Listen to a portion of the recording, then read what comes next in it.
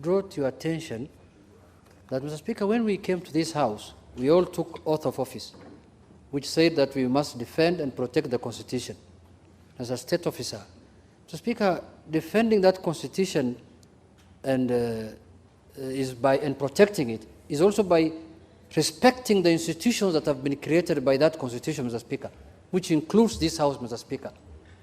Mr. Speaker, recently, the last 3 days, there was an opinion poll or something that was brought out of members who were active, non-active, which I don't believe it was done scientifically myself, but a member went out of his way, Mr. Speaker, to disparage this House in a very, very awkward manner, Mr. Speaker, and said that he doesn't waste his time in that House. He has serious other businesses to do, Mr. Speaker. And I felt, Mr. Speaker, as a member of this House, I have a duty and obligation to defend this House when it's under attack. And more so when it's under attack from a member of the House itself, Mr. Speaker, than from someone else, Mr. Speaker. And Mr. Speaker, in spite of his limitations, Mr. Speaker, Honorable Sudi said that he has other businesses to do, and Kiingereza mingi to quote him in courts, amewachia watu wanatoka Nyanza na upande wengine, Mr. Speaker, ambaye wanajua kuongea ndani ya bunge Kiingereza mingi, Mr. Speaker.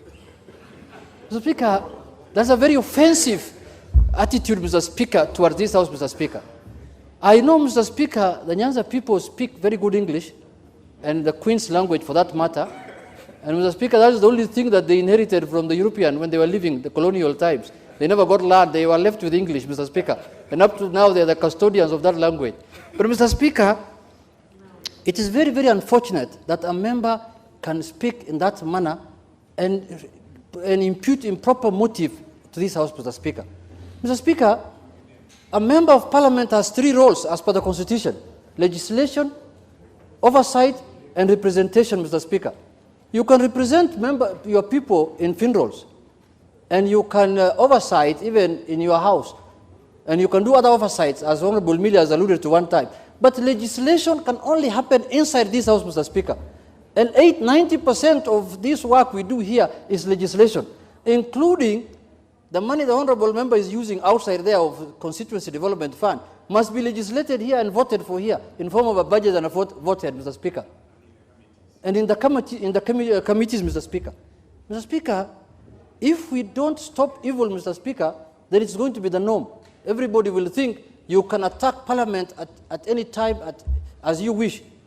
How can a member of this House, Mr. Speaker, speak so badly about this House that he has other serious business to do, and even if he doesn't attend House businesses, he will still be re-elected? Who are these people who don't judge their member whether he attends Parliament or not, Mr. Speaker? This must be a constituency in Uganda or Tanzania or somewhere else, not in Kenya, Mr. Speaker.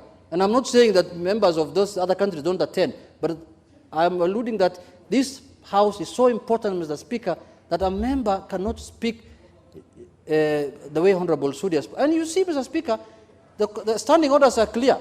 You can use 3 languages. You can use English, you can use Kiswahili, you can use sign language. Honorable Sudi can use sign language. If the other 2 have got limitations on those other 2, Mr. Speaker, either English or Kiswahili. Or I can amend the standing order on his behalf so that we can get interpretation for mother tongues here. Mr. Speaker, he can come here. If the standing order will allow us speak in his Kalenjin language, then another member who's learned like Professor Tuitok can interpret for him that the member is saying this and he's saying or Kamket is here, Mr. Speaker. Or Sosion, who's nominated, who has not much work to do.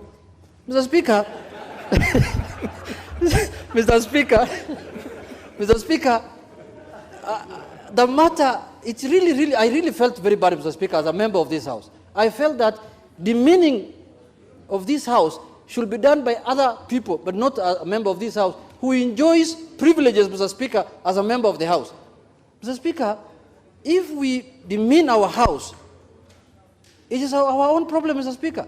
So, Mr. Speaker, I want you to look into that matter, and if possible, the standing order has allowed me to name him. But, Mr. Speaker, as the chairman of the Powers and Privileges Committee, Mr. Speaker, I beseech you to summon that member, Mr. Speaker, and take disciplinary action against him the way Okikama used to do when he was the chairman of the disciplinary committee in Kanu, Mr. Speaker. Because that is very bad, Mr. Speaker. And he must apologize to the people I represent whom he claimed to be talking English, Mr. Speaker. You know, children there speak in English when they are born immediately, Mr. Speaker. That is Michael Onyango, Mr. Speaker. The name is, he is born with Michael, is English. So, Mr. Speaker, with those few remarks, Mr. Speaker, this is a very serious matter, and we cannot allow it to, we cannot wish it away like that, Mr. Speaker. Thank you so much, Mr. Speaker. Now, when I see a member raising up their hands, I wonder whether he's using sign language. The Honorable Millie Odhiambo, what is your issue?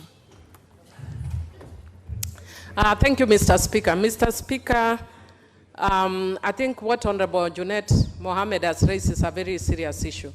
And Mr. Speaker, even though I wouldn't be calling for the punishment of the Honorable member, but I think it is good that the House be informed. Mr. Speaker, I see this as a case of reverse psychology, a case of misinformation, and really another case which I'll explain later. Mr. Speaker, on the issue of reverse psychology, it always happens that when you feel inadequate, then you want to make others feel bad when you yourself are inadequate. Mr. Speaker, I speak very good English, and I have no apology. I speak very good Luo, I have no apology. The only apology I have is I do not speak as good as Suba as I would wish. So I will practice speaking very good Suba. But I have no apologies. And I might also have apologies that I don't speak very good Kiswahili. The more languages we speak, I also speak Spanish. But I will only apologize. But do I say, Mr. Speaker?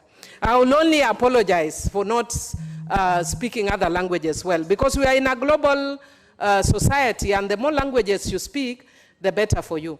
But Mr. Speaker, I want to say that if you actually look at the report that Honorable Junet is saying, I was also named, even though it may not be scientific, but I was named as the best performing woman MP and the third best performing member of parliament. Mr. Speaker, even though it's not scientific, I have already in this house before declared myself one of the best performing, because I know how to judge myself. But I want to say that one of the people that have been mentioned, some of the people that have been mentioned as good as performers include Honorable Kimani Ichung'wah, Honorable Joseph Limo of Kipkelion, Honorable Robert Pukose, Honorable David Gikaria of Nakuru, Honorable William Cheptung'mo of Baringo, Honorable Senator Samson Cherargei of Nandi, Honorable Kato, Honorable Aaron Cheruyot. Mr. Speaker, those people speak very good English. So it is not a regional issue. It is a disability of that member. And Mr. Speaker, we are willing to teach him English. And if he can't speak English, we can also teach him Kiswahili. Even my Kiswahili is bad, but we can teach him.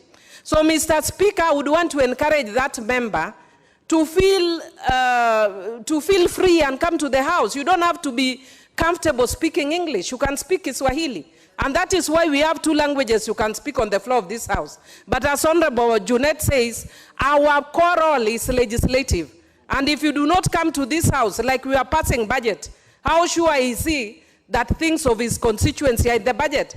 Me, I sit occupied in this house budget time to make sure that budget going to Suba North is in the budget. So him who is representing his people when he's here. Finally, Mr. Speaker, in my mother tongue, there is a language we say, meaning when a strong man steps on your mother's pipe, you turn to your mother and say, Ma'am, why are you putting your pipe in a wrong place? There's a strong man stepping in his mother's pipe. Let him face the strong man. He should not look at the mother and say, why is your smoking pipe in the wrong place? And it is not us who was stepping on his mother's smoking pipe. Let him deal. Thank you, Mr. Speaker.